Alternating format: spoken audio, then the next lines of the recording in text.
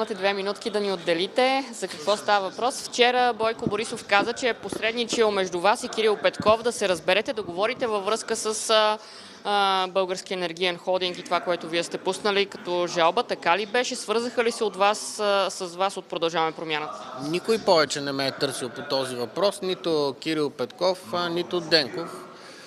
Така че нямаме допълнителен разговор с тях. Аз съм си подал сигнала. Смятам, че решението на Министерски съвет е незаконно. Най-добре ще бъде да си го отменят. Да не се стига до там, вас да им го отменя. Добре, вие как да разчитате тези сигнали? Те първо се жалват на Бойко Борисов от вас, искат да говорите. Когато той им даде ваш телефон, като телефонистка едва ли не, те отказват да се чуят, отказват да говорите. Как възприемате това тяхно поведение? Въпросът е защо те правят беззакония без дори да се допитат до нас. Това решение за БЕХ не е съгласувано с никой от ГЕРБ. То е внесено против всички правила 2 часа преди заседанието на Министерския съвет. И това е причината, това е една от причините колегите късно да установят, че то е незаконно. Нашият представител в този Министерски съвет, Мария Габриела, се е въздържала, не го е подкрепила точно за това, защото за 2 часа не можеш да прецениш кое е законно, кое не, кое трябва ли да се подкрепи или не трябва. Има ли реална опасност от валит на БЕХ заради действията на Асен Василев? Каква е ситуацията?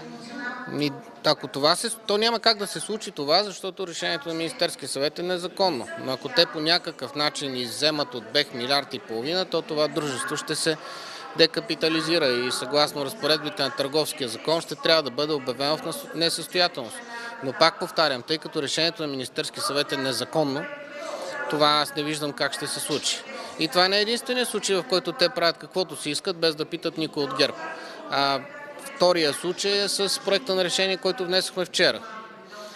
За 4-ти път се прави опит дирекцията съдебна защита от Министерство на финансите да бъде прехвърлена в Министерство на правосъдието с неясни мотиви, с абсолютно неясни мотиви. Това е дирекция в Министерство на финансите, която в продължение на повече от 20 години няма загубено арбитражно дело.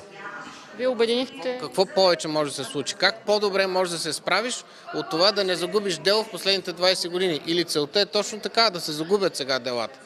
Защото в момента срещу България има 2 дела за 1 милиард евро. Ако целта е да се загубят тези дела, като се премести дирекцията, всъщност се закрие тази дирекция в финансите и се разкрие нова такава в правосъдието, където нямат никакъв опит да се справят с този тип дела, това е друг въпрос, но ето и за това ще ги спрем. Внесохме вече проект на решение вчера с колеги от ДПС и с Има такъв народ. Доколкото разговаря с колегите от Възраждане и от БСП, те също ще ни подкрепят, така че и тази глупост на кабинета Денков няма да се случи. Споменахте Повече от 20 човека от нашата група са се подписали на предложението за оставане на дирекцията в Министерство на финансите. Тоест проекта на решение, който го внесох вчера, на първата страница се виждат само подписите на ИТН и на ДПС, но непосредствено след тях са се разписали повече от 20 колеги от нашата група. Споменахте, че срещу България се водят 2 дела за над 1 милиард евро. Кои са? Какви са тези дела? Едното дело е на ЧЕЗ. То е за 1 милиард и 100 милиона евро. И знаете, че с EVN и с Енергопро приключиха делата и България ги спечели. Тоест ние не дължим нищо нито на Енергопро, нито на EVN. И това е окончателно решение на арбитражните съдилища. Ето тази дирекция в Министерство на финансите спечели тези 2 дела. И сега върви делото с ЧЕЗ и нашите опасения са, че това се прави, за да се наруши националния интерес. Защото да преместиш, да закриеш тази дирекция, да се опитваш в крак да обучиш нови хора, как се защитава националния интерес и то в международен арбитраж. Не дори в български съд, а в международен арбитраж. Това е пълна глупост. Това е пълна глупост. Освен това, имаме съмнение, чуваме слухове, че те нямат намерение да защитават националния интерес и искат да минат към споразумение, извънсъдебно споразумение.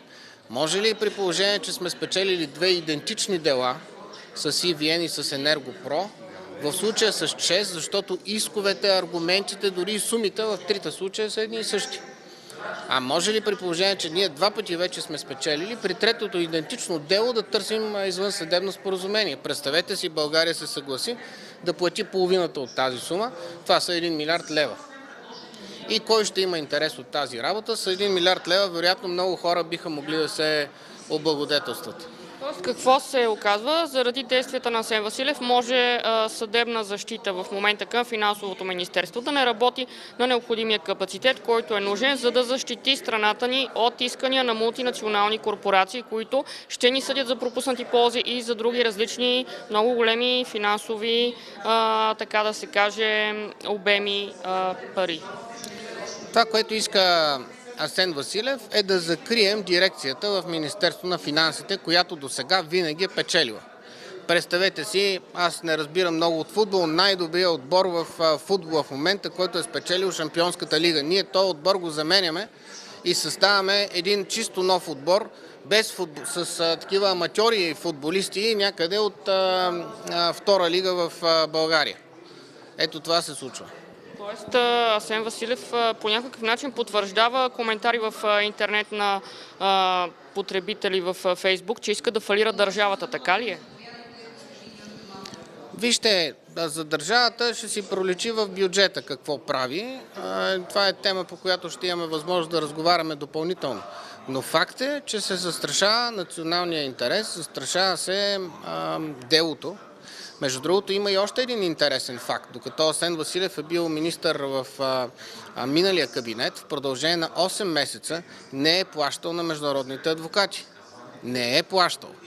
Има писмени доказателства за това, с което според мен отново е застрашил интересите на българската защита. Добре, че това са най-големите международни кампании в света, че те не са спрели да работят. И между другото са финансирали разходи за експерти, международни експерти, със собствени средства. Само и само да не се провали българското дело. Това, ако не е безобразие, не знам кое е. Как гледате сега на неговата идея за паралелно кешово разплащане в магазини и други търговски обекти с лев и евро преди официалния срок, в който ще го приемем? Аз мисля, че Асен Василев не е никакъв застъпник на еврото, просто се прави на такъв и ще видите, времето ще го докаже. Благодаря.